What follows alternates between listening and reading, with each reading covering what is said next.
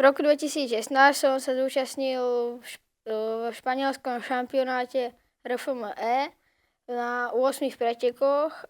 Najviac sa mi asi páčil v posledných pretek v Navare, lebo som tam veľa jazdcov predbiehal. Zábava bola v tom, že som vlastne predbehol 7 jazdcov. Máme nejaký cieľ a na základe toho cieľu som chcel, aby sme pretekali medzi najlepšími a Španielsko mi vyšlo ako najlepšia voľba. Po tréningu prídem do boxov, dám si dole prilbu a poviem hlavnému mechanikovi, že či je nejaký problém s motorkou. A potom vlastne za mnou príde mechanik na tlmiče. Aj tomu poviem, že či je všetko OK. A potom pôjdem za telemetristom a ten mi ukáže, kde som strácal, kde som mohol skôr pridávať plyn a neskôr brzdiť. V Jereze som tam po takej dlhej rovinke išiel jednoho jazdca predbiehať a on ma nevidel a ťukli sme sa a obaja sme spadli, tak v stovke. U RST sa vlastne Miško podiela na vývoji juniorskej kombinézy, pretože RST nikdy nerobili kombinézy pre deti alebo pre juniorských jazdcov, takže na základe skúseností, ktoré on tento rok získal v Španielsku a ten feedback, ktorý sme poskytovali výrobcovi, sa snažíme o to, aby aj kombinéza do budúceho roka pre ňoho bola komfortnejšia a vlastne na základe jeho informácií môžu oni potom postupovať aj pri výrobe pre iných juniorov. Najlepšiu kvalifikáciu som mal v Alcarase, kde som v kvalifikácii sa umiestnil na 7. mieste a v tej kvalifikácii mi aj pomohol môj tímový kolega Markus Ruda. A v preteku som sa najlepšie umiestnil na poslednom preteku v Navare na 10. mieste. Celkovo som skončil na 10. mieste v triede Moto4. No, na prvú sezónu to je dobrý výsledok. Na budúcu sezónu by som chcel byť v top 5. Hlavne už poznám tie trate, aj tú motorku už ovládam. Aj som sa zlepšil v tých štartoch.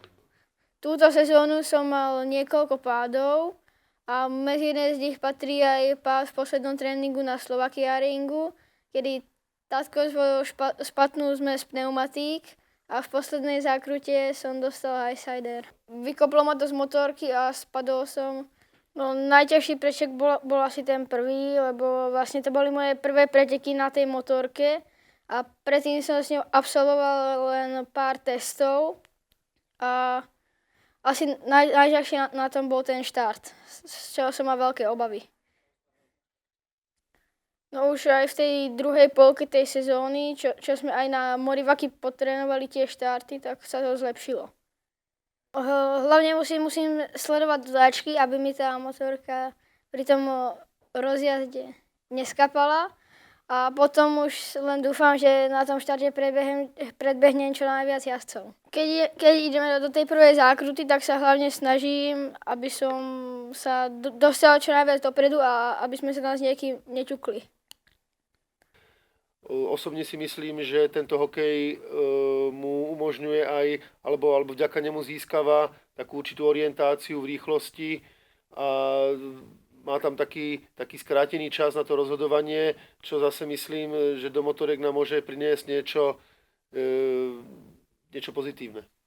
Horšie je to potom už s tými telesnými proporciami, kedy stehná u hokejistov rastú, ale dúfam, že to nejak zvládneme, zatiaľ sa to neprejavilo.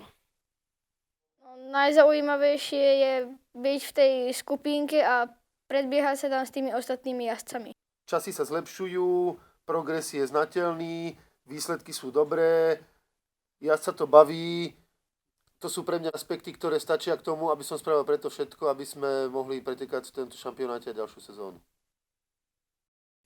Tá moja nová motorka oproti starej je lepšia v tom, že tam sú vyššie rýchlosti.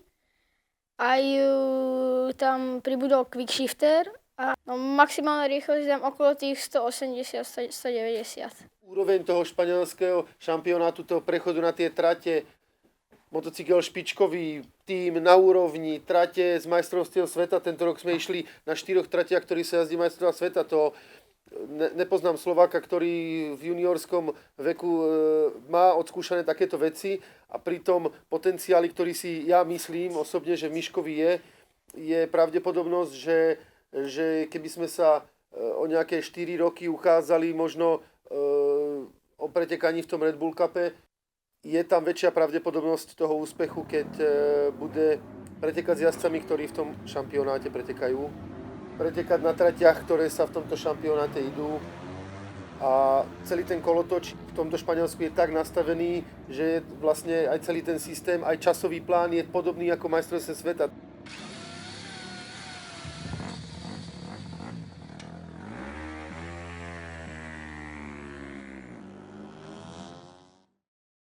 Chcel by som poďakovať hlavne mojej rodine, všetkým partnerom a všetkým fanúšikom, ktorí ma v sezóne 2016 podporovali.